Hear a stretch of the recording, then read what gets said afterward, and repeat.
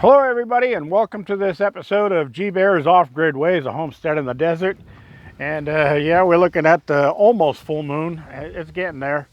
I want to do a quick one on here. We're down at the garden house here, and I spent the last couple of days, because the winds have been really howling, transferring water out of my main water tank up there and getting ready for a delivery that's supposed to come tomorrow morning. Well, I got a call from the owner's wife, and apparently they had to hospitalize him 2 o'clock this morning. Rapid heartbeat, and the hospital's not ready to release him. So he was one of their drivers, and they're really tight on the drivers. They only have 2, and they're not going to be able to get to me until Monday because Andy, the guy who brought up my water last time, actually needs a day off on this week, so he would normally take Sunday off. So since they can't deliver tomorrow to me, because Andy's going to be filling in for the other driver, well, you know how that goes. Anyway, I won't bore you with the rest of it. What I did was I spent the day draining water and transferring. So this barrel's full, that barrel's full, these barrels are full, and I did soak the whole garden down completely.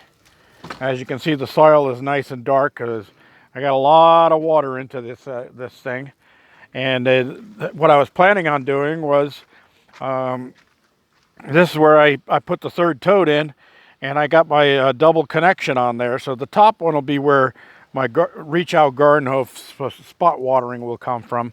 But this one goes down into the self-watering garden, and I have it shut off now because there's only a little bit of water left in the bottom of those tanks. But I was going to turn that on and connect a hose to that one in the morning and drain those completely down and soak the garden a little bit more, so that all of the water that's stored down here would get used up. So when the truck comes with 3,700 gallons, I'll be able to refill everything with fresh water. Well, I'm glad that I cut off early and didn't finish completely draining everything down, because I do have 80 gallons of backup water. And that's, well, actually I got 80 gallons sitting in the van right now of backup water, but I also have 40 gallons sitting on top of the outdoor shower. So that backup water will handle me until Monday when I finally get my delivery. And in the meantime, I'll do some other things I need to do around here. I think I'm going to get started on closing the area between the containers if the wind doesn't keep on blowing too badly. You can see my turbine out there is doing its, well, you see it at 60 frames per second, so it looks like it's going slow, but that thing is really humming right now. As you can see, the flag is straight out. And today is Flag Day. Of course, for me, Flag Day is 24/7, 365. All right. Anyway, I got everything all soaked down out here, so I want to really wet this area down a little bit more. I started digging in this with my hand, and I noticed that the water is down deep, but the top 3 or 4 inches of this is fairly dry because the wind blows over it all the time. So I got that compost out there, and that's going to end up coming in here and sitting over the top of all of this, and that'll bring my soil level up. But I don't want to do that until I start breaking some of these plants out, because I don't want to get too much soil around the stems of the plants, which will cause the plants to have problems. Of course, tomato plants, heck, you can lay those down on the ground and bury the branch in there, and the branch will grow roots. But the others, you don't want to do that. And I also have to come out tomorrow and harvest a bunch of pea pods. I got loads of pea pods here, and I'll get those peas canned in a canning jar, so that I'll have those when I need them. I also have some corn here with some nice silk showing. These are probably going to end up being chicken corn, because I don't think they're going to get big enough for me to eat, but that's okay. You know, everything gets used. You don't waste anything. My potato here is really doing well. Potatoes over there ready to harvest, so I'm gonna have to start digging into that and get those potatoes out. Because if I leave them in the soil too long after the plants die, they're just gonna rot in the soil. So I gotta get those up out of there. Tomatoes, I got them all over the place. I ate a couple of the Husky Cherry Reds today. They were nice and ripe, and I just couldn't help myself. And I ate them before I got them on video, but I enjoyed them. All right, loads of tomatoes down inside of here. Just waiting for them to start turning. And I got some cukes ready to go. Got another avocado popping up here. That's an avocado seed I just stuck in the soil. So there's another avocado tree coming up. I don't know what I'm going to do with that. And I saw another one that was popping up over here somewhere. I forgot exactly where, but I saw it sticking out of the ground a little bit.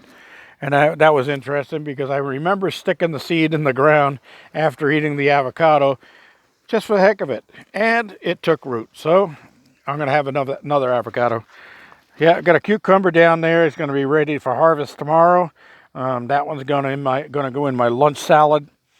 So I'll have that with some of the peas and a couple of these little Italian squashes, and got some tomatoes just starting to turn there, so I won't have any tomatoes with my salad tomorrow, but that's okay. All right, so my two pears are doing good here. Everything is looking good. Got some pole beans climbing up the trees. This one climbed up as high as it could, got too tall, bent down. Now it's going across the tomato plant, but that's okay. It gets over to the corn, it'll climb up the corn.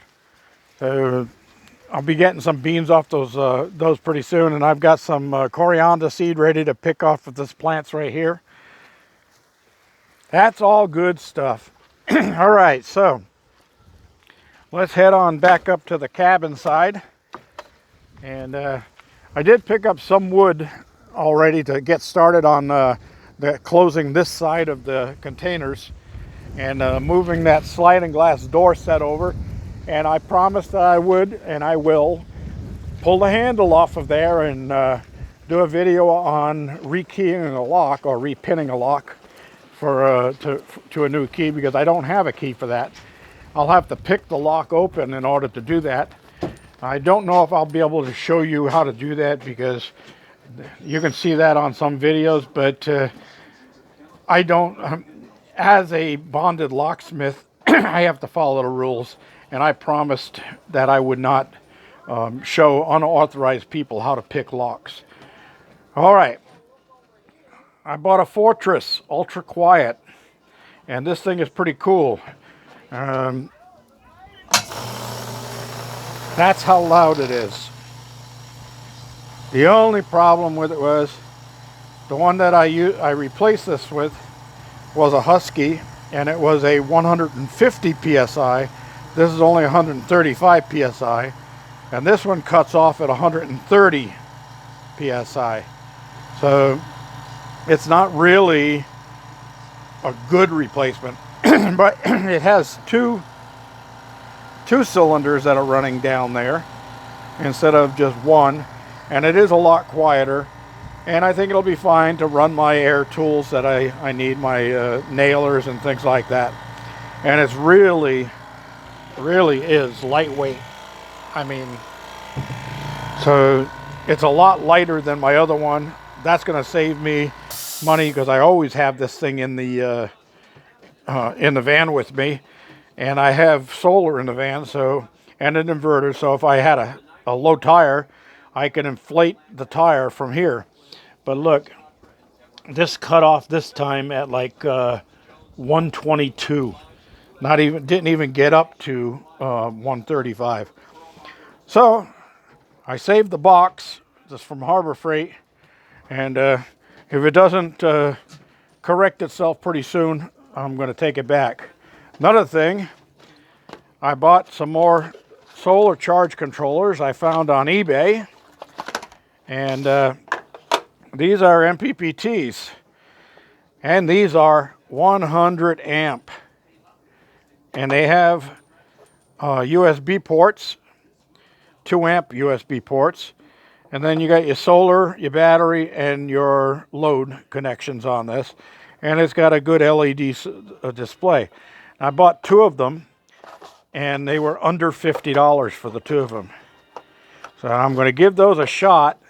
And what I'm going to do is I have a whole bunch of mongrel controllers in here. I got 1, 2, 3, 4, 5, 6, and I've got one inside. And that's because of the amount of wattage I'm running on my solar panels. These things are only like 30, 40 amps.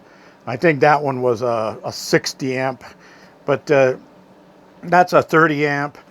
That's a 20 amp. That's a 20 amp. That's a 20 amp. And I had to split everything up to go to the different ones. So what I'm going to do is I'm going to clean all of this up when I get a chance, and just put 2 100 amp controllers, MPPT controllers in here, instead of a PWM, MPPT, PWM, so forth and so on. I'm going to have just 2 controllers running everything in here, but I will keep my dump controller. My PWM dump controller will stay there because that's going to end up connecting to my outdoor shower water heater tank. As you can see, I'm making some voltage and wattage there. Not very much, but every little bit helps. And I did get up to 961.5 amps, 982.7 watts on some of the winds we've had out here. But that's supposed to be a 1685 watt unit, so that's the maximum output. I have to restate that. A lot of people think, okay, you bought a 500 watt wind turbine or permanent magnet alternator. That rating is the maximum output of that turbine at the maximum wind speed that it'll run before the blades actually stall and can't go any faster. So that's kind of misleading. It's almost like a false advertising thing. And anybody that's just getting into this won't know that. And they'll go and buy one saying, well, 500 watts is plenty. I'll be glad with that. But it'll say 500 watts and its maximum stall speed is going to be 70 miles per hour. So in order to produce 500 watts of electricity, you've got to have 70 mile an hour winds. You don't get that all the time. So like right now, we're getting anywhere from 12 to 20 mile per hour winds. And I'm not putting out hardly anything here. I'm under 100 watts. That's the way these things work. So remember that when you go to buy a permanent magnet alternator or permanent magnet generator, either one. This is an alternator. It's a 3-phase AC. It's got 3 wires up there that come down inside and go into a rectifier that changes it to DC and then charges the batteries. Whatever. When you're going to buy one of those, get the highest rated one that you can find that works even in low speed winds. You want to be able to produce in low speed winds. This one needs at least 9 miles per hour before it starts producing. And at 9 miles per hour, it's only going to give me maybe 30 watts. But 30 watts is okay. That's, that's something that'll help run some things through the day. All right, that's about it. I'm going to go inside, have a cold one. Made a big pot of chili con carne tonight and had 2 bowls of that. That was delicious.